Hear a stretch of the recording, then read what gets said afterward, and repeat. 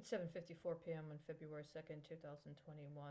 In less than 48 hours will be the 40th anniversary of an audit that was provided by the Office of Comptroller of Currency concerning the International Commerce Commission in its relationship to the railroad industry. I provided an analysis of the audit 2 months in advance on December 4th, 2020. I'm going through multiple comments right now. I've only gotten through the first four.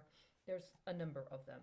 I did a very comprehensive evaluation of that audit at the time, and I've since followed and compared and contrasted trends and events that happened at benchmark dates associated with it. The primary consideration had to do with two different accounting standards that were being used for a considerable amount of time related to the railroad industry, and one of which was pretty much exclusive to the railroad industry in terms of identifying expenses versus cost.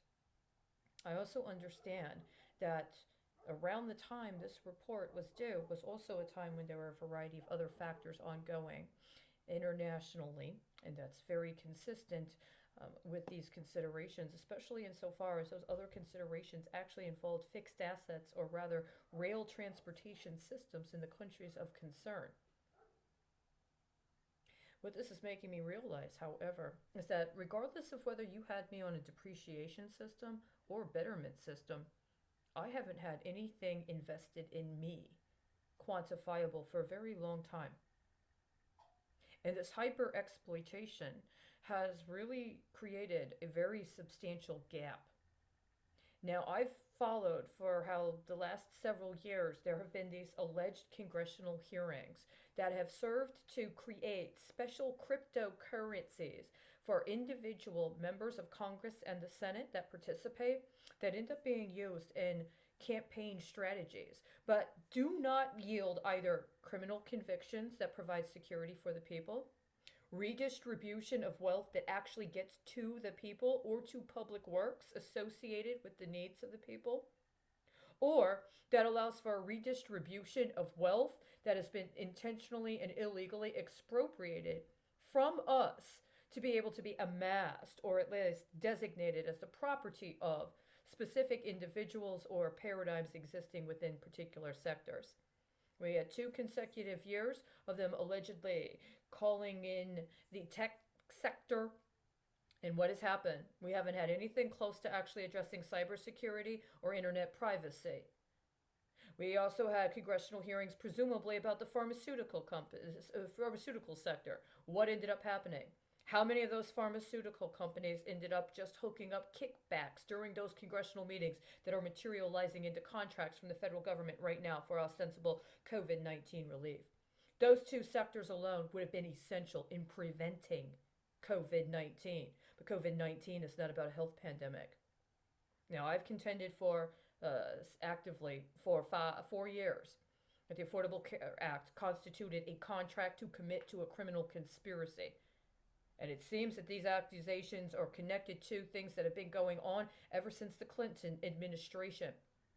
Specific to that is intentionally engaged acts of insurance fraud that correlated with changes to the Texas Insurance Code that were themselves, I believe, a result of options and opportunities that had been set up and were moonlighted as if they were about energy, when what they were really about was intentionally engaging in acts of industrial sabotage and other crimes and trying to get insurance to be able to cover up for crime in a process of orchestrating a political engineering related to strategically coordinated legislative changes that themselves do not actually respond to what Congress is mandated to do by law, i.e., account for revenue and expenses.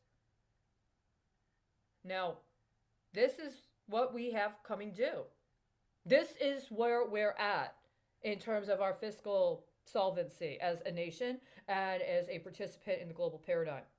And meanwhile, a number of crimes, actual crimes, committed in abuse of public office by a number of people, some of whom have been doing it for decades, while still maintaining office in either one level or another, including in the federal government versus the state government or other kinds of participation in the governmental structure.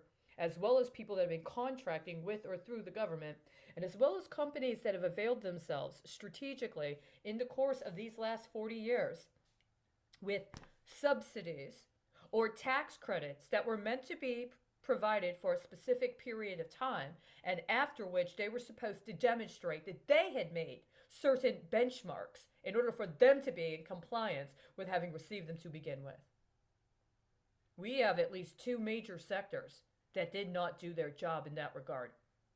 And both of those sectors are the sectors that are most primed to profit from masquerading that what is actually due through the federal government when it comes to congressional hearings isn't just setting up cryptocurrencies for individual members of Congress or the Senate. It's actually about holding people accountable, including accountable for crimes that are committed in abuse of federal processes or in relationships established with members of office, including crimes connected to the election campaigning season and the election processes.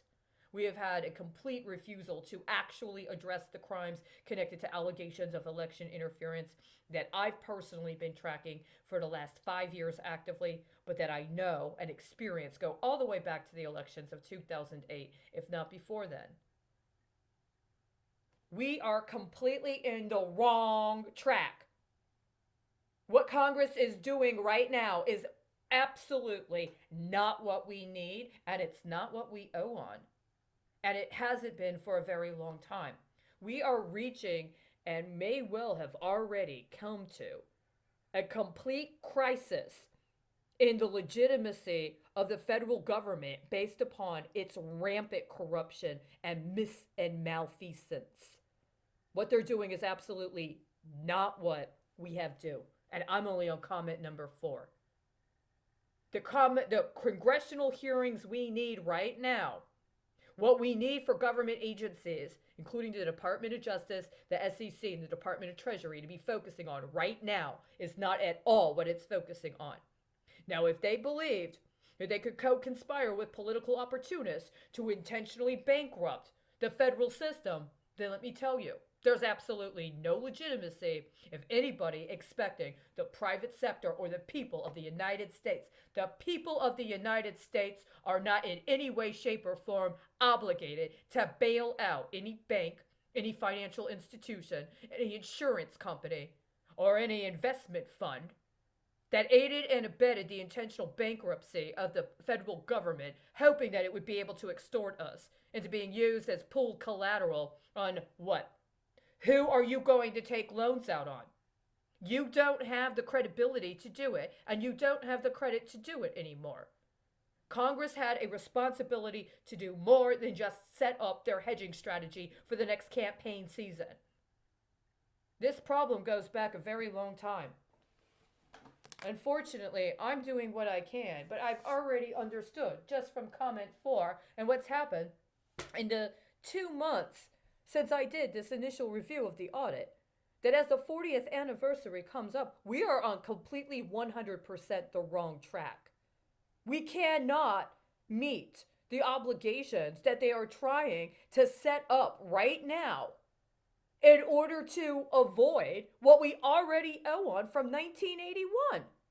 And that was after a multi-year process that had to take into account an opportunity that had only been available once in 50 years.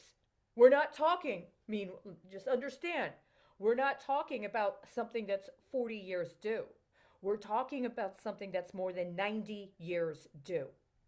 One of the most crucial features of the federal solvency of this country and other countries that have interlocked with the American financial sector